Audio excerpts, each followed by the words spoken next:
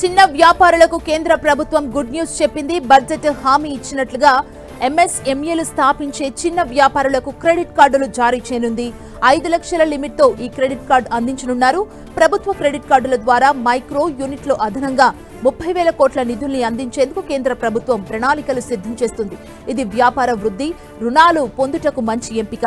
ఈ పథకం కింద క్రెడిట్ కార్డులు పొందేందుకు చిన్న వ్యాపారులు నమోదు చేసుకోవాల్సి ఉంటుంది.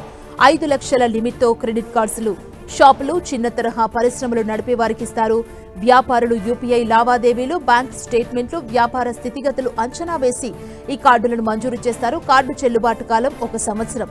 10 లక్షల నుంచి 25 లక్షల మధ్య ఉన్న వార్షిక ఆదాయం ఉన్నవారు మాత్రమే ప్రభుత్వ మైక్రో క్రెడిట్ కార్డులకు అర్హులు.